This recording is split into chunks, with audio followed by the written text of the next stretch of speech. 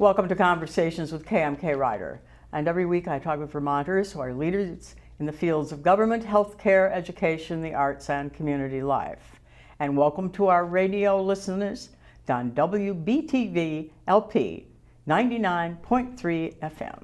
Our guest today is Pugh, and Ann is the chair of the Vermont House Human Resources Committee. And it's a pleasure to have you back. Oh, well, thank you, Kay. It's a pleasure to be here. Now, how long have you been in the Vermont House? 25 years. Oh, wonderful. Oh, a big celebration. It's a big celebration. I am coming up to my 13th campaign. Wow. And you told me you're unopposed this year. I am for the first time in my entire career. Yeah. Well, in a way, that's probably not good, but... I think for democracy, that's probably not good. At the same time, I won't change what I do. I will go door to door. It's a wonderful opportunity to see everyone in the community, or as many doors as I can get to. Great. I'm glad to hear that. No one should take a seat for granted. No. Absolutely not. How long have you chaired the Human Resources Committee? I've chaired the Human Services Committee for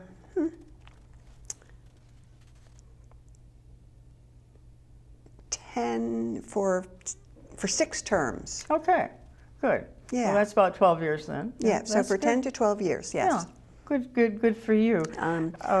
The Speaker Gay Symington appointed me as chair, and subsequent speakers have kept me as chair.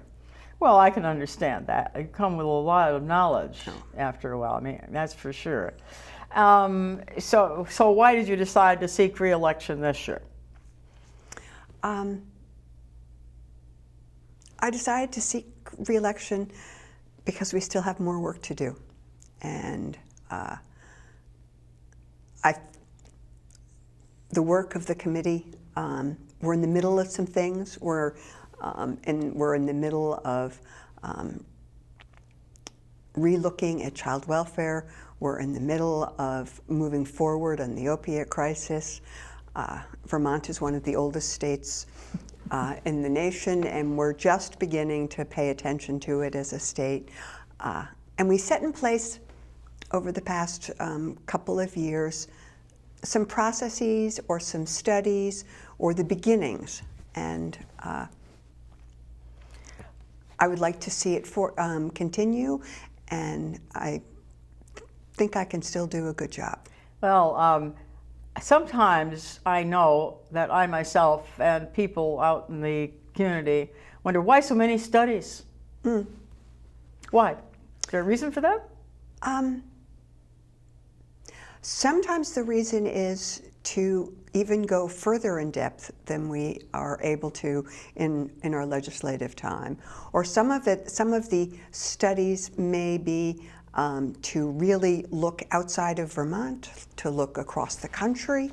Some of the studies, that may be a misnomer to call it a study. There might be a pilot or a test application, that kind of thing. Or maybe there is the general idea and everyone agrees with the goal, but what are the steps to get there? And the steps to get there may not just be people who normally come to the Human Services Committee, but also come to Education or our Tax Committee, Ways and Means, or Appropriations, or even Economic Development when we talk about moving families out of poverty and reducing inequality. Well, for Vermont and for the nation, some pilot projects can become very important because Vermont was the place where the pilot study was done for hospice care. Yes, it was. And wow. Medicare took it up. Yep. That was a tremendous thing that Vermont did at that point.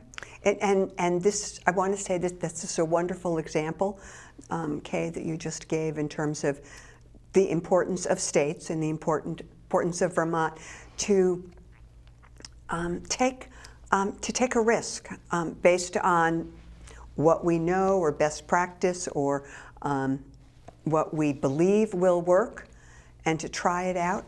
And now our challenge is to make sure that hospice is a resource to any and all Vermonters who want it, and to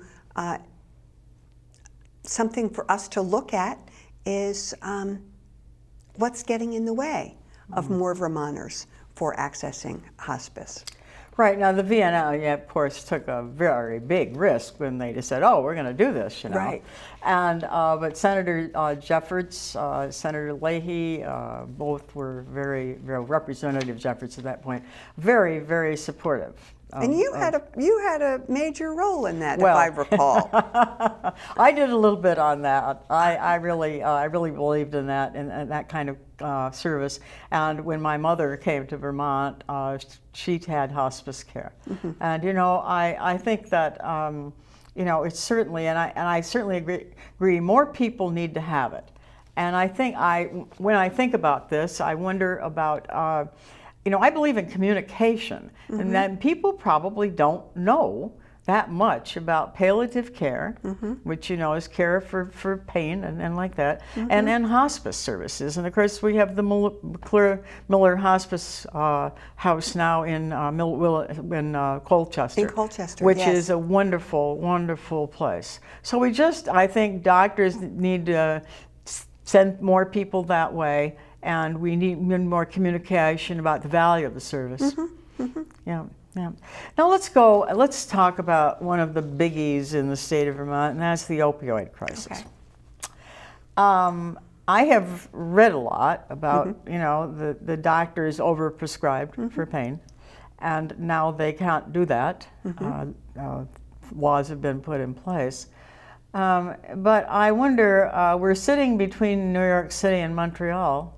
We're on the big line for drugs. Mm-hmm. You know, what can the state do?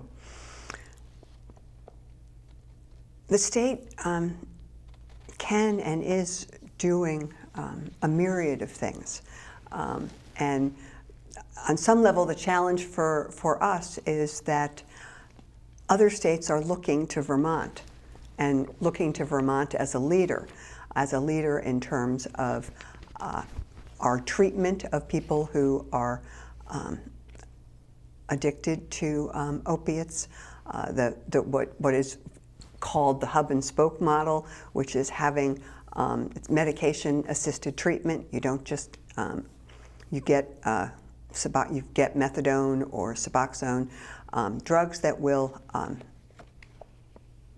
substitute where you no longer will use opiates. At the same time, the other challenges that you may have in your life,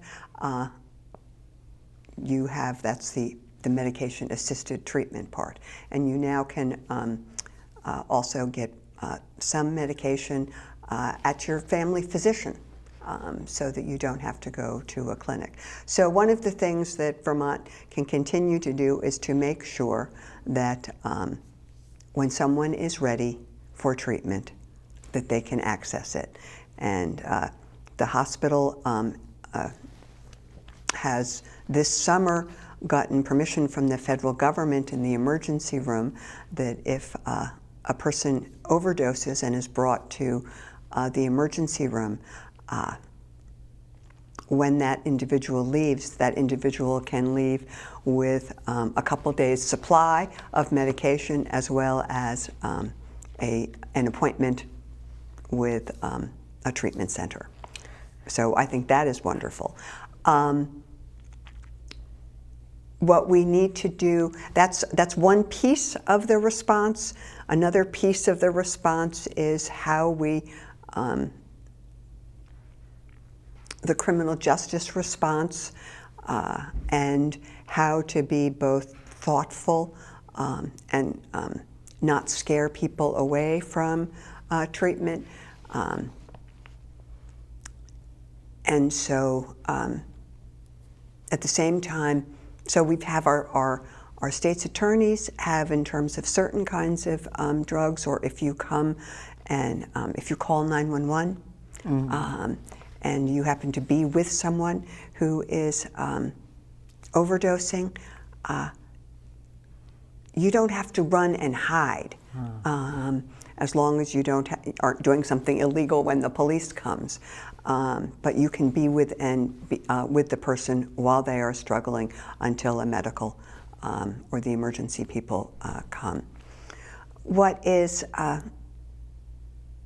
particular challenge is that while Vermont and other states have begun to see that over or inappropriate or excessive prescribing of opiates, we're getting that under control. People are learning. Doctors are learning, as are others, about other ways of managing pain. Individuals like myself know that you really don't leave them on your counter, and so you have safe disposal kinds of things. Now we're seeing, so the bubble is now going to heroin, and we're seeing more heroin, and we're seeing heroin laced with fentanyl, which is deadly.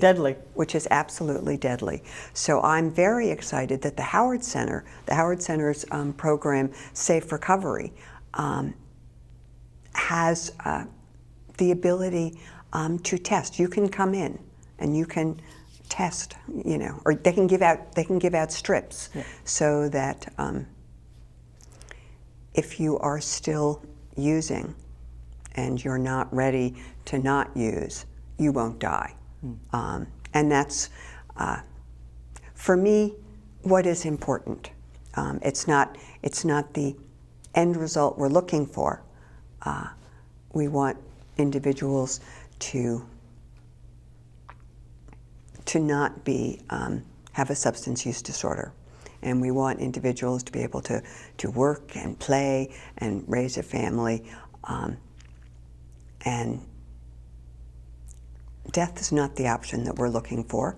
But if they're not ready for treatment, we need to do those steps. Right. And this is the bigger challenge. What is the hopelessness, the pain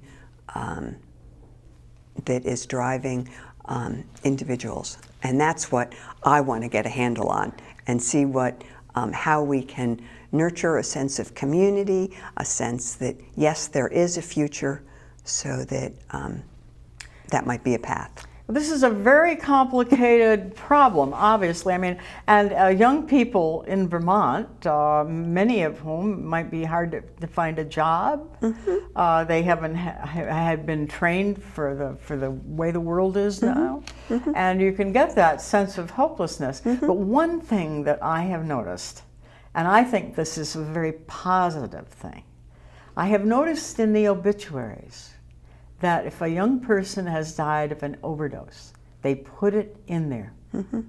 And you see this smiling young man or woman, and you read about the fact that they overdosed, and they are gone. And some of them have children, and you read this, and it's a shocker. But I think it's good. It's like nobody talked about breast cancer for years. It was the big, and now the overdosing is the same idea. I'm gone. And no one used to talk about, as you said, cancer or mental illness, because it doesn't happen to me, or it doesn't happen to my family, or it doesn't happen to the street where I live.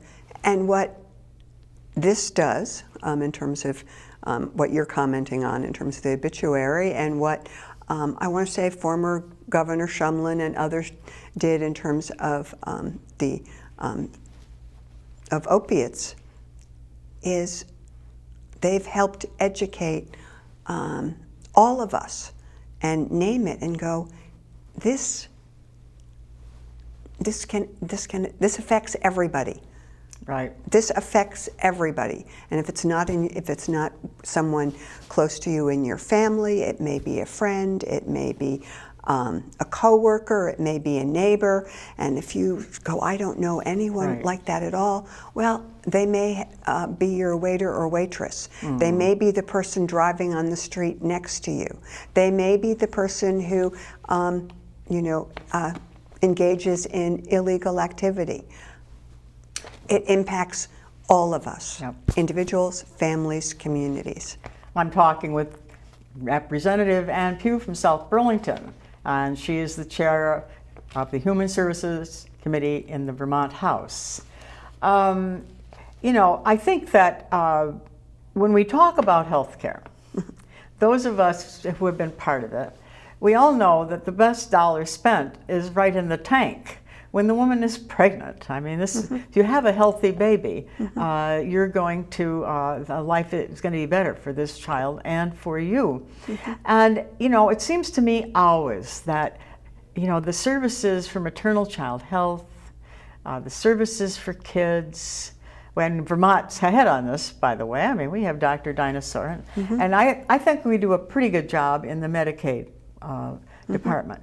But kids can't vote, and it seems like the older folks like me, oh boy, we can get a lot, and it seems that the children somehow, they're left behind a little bit. Would you comment on that? I understand what you're saying, and I think the public dialogue is changing, and I think that the public and policymakers have come to realize that we want to plant good seeds. We want there to be a healthy environment and a healthy garden. And if we start there, then in 3, 5, 10, 25 years, the community will be better off, the family will be better off, and the individual will be better off. And whether it is more access to early care and education, or whether it is hopefully access to paid family leave, hopefully in the future, or whether it is knowing where you can turn when you're a first-time parent and you have this adorable infant who is screaming their head off, and it's the middle of the night, and you don't have a neighbor or a parent, or your own parents who are around, who can tell you, that's probably normal. There's probably nothing wrong. And, it's hard to believe that sometimes. I know, isn't it? absolutely.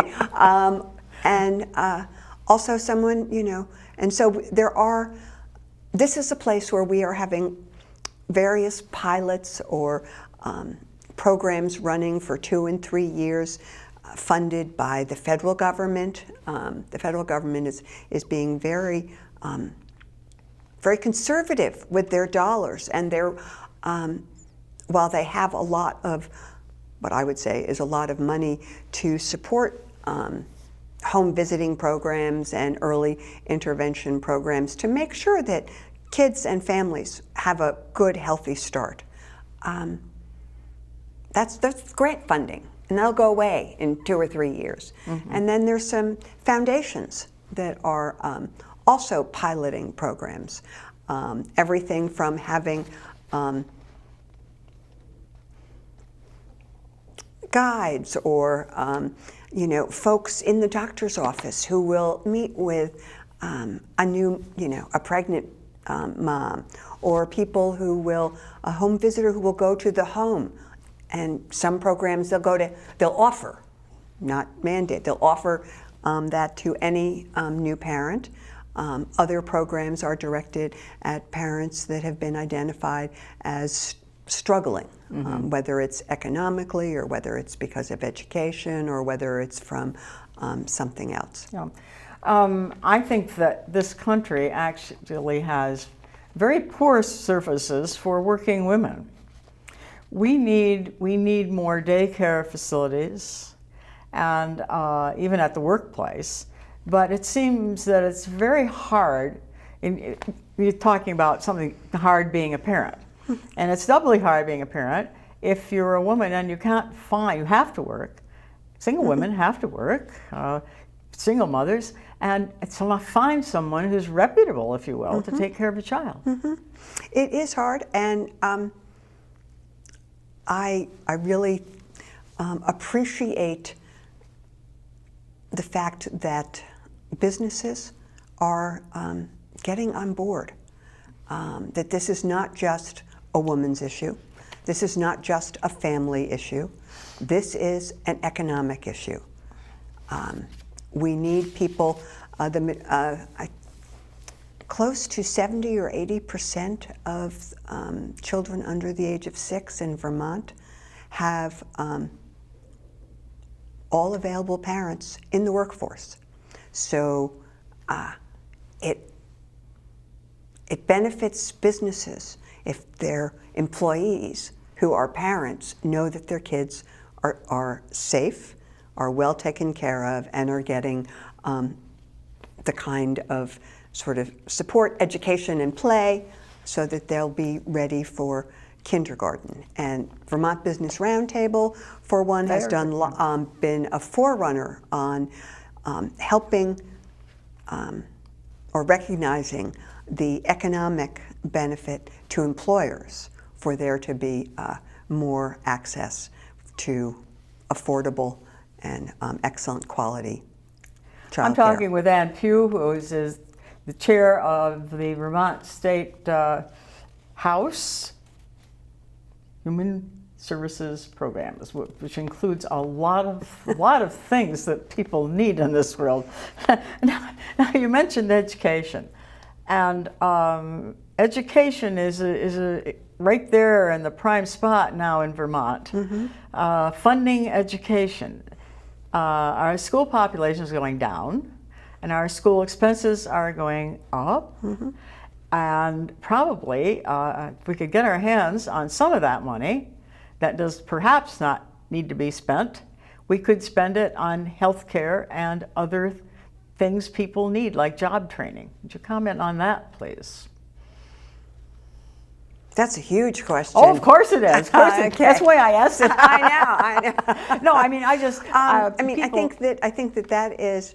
I have been in the legislature when I first entered the legislature.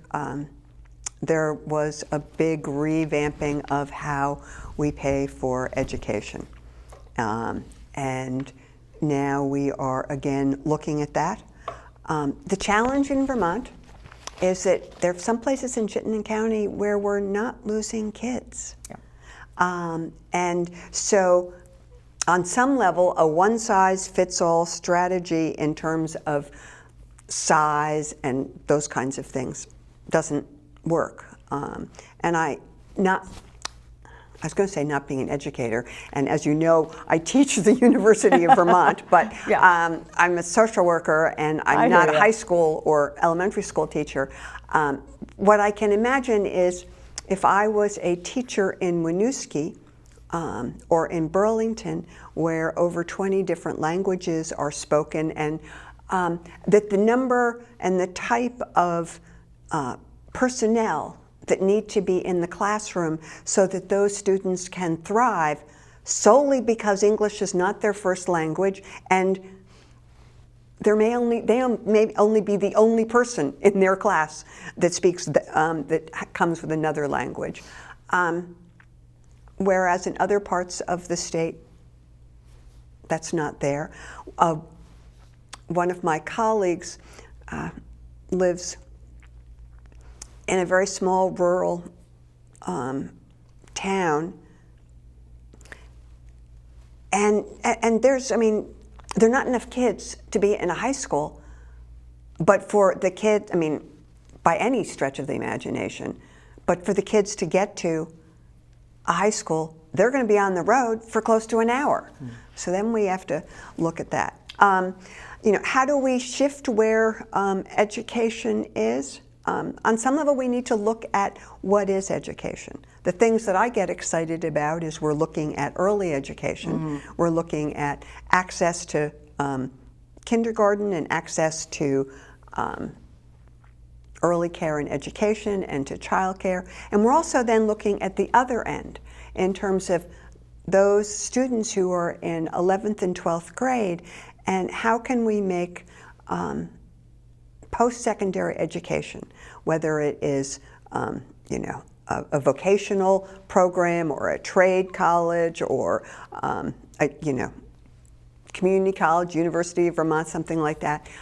So we are making it a little bit easier by having people be able to take community and UVM classes their senior year, and it counts for both. Mm-hmm. So in that way, it's, I think, good shepherding of our resources. Yeah, well, obviously it's a huge program. As Helen really said when the first big education bill was passed, it will need to be tweaked. And it seems that we have been tweaking for a very long time. And it may need, and it does. I mean, I think what people are saying is we've finished tweaking, it needs a big overhaul. And it's hard to find, we haven't quite found the consensus yet. Right, right. Now, you're a Democrat. I am. Yes. Why do you feel that the Democratic Party can solve all these problems better than the Republican Party when it comes to the state of Vermont? Kay, on some level, I think I'd like to answer that question differently. Okay. In the sense that I am a Democrat, I don't know necessarily that Democrats have a hold on the best ideas. The best ideas come when all voices are at the table. And because Vermont and the country are made up of multiple voices and multiple perspectives, and we all have our own ways of looking at it. And I may be smart. I may have lots of years doing some of the work in this field. I don't have all the answers. The Democrats don't have the answers. What the Democrats have, what I have, as do some other parties as well, but a real commitment in future, a real commitment to social and economic justice, and I believe in the role of government,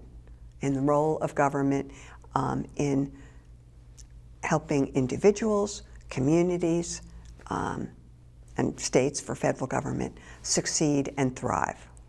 Yes, well, I assume on your committee that you do a lot of compromising and talking about things. You have Republicans on your committee, I know that.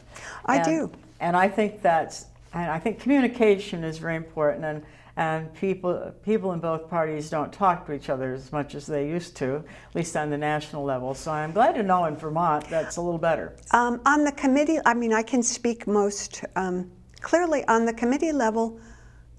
Do we have disagreements? Sure. We even have disagreements. Doesn't matter. There are 11 of us sitting around the table, and we may have different disagreements or different priorities. Well, I'm sure you're, as chair, that you do your very best to make sure that everyone has their say. Everyone has their say, and there's been no partisan votes. That's great. And thank you for coming, Ann. Oh, thank you, Kay. And thank you for joining us on Conversations with Kay. It's been a pleasure to talk with Ann Pugh again.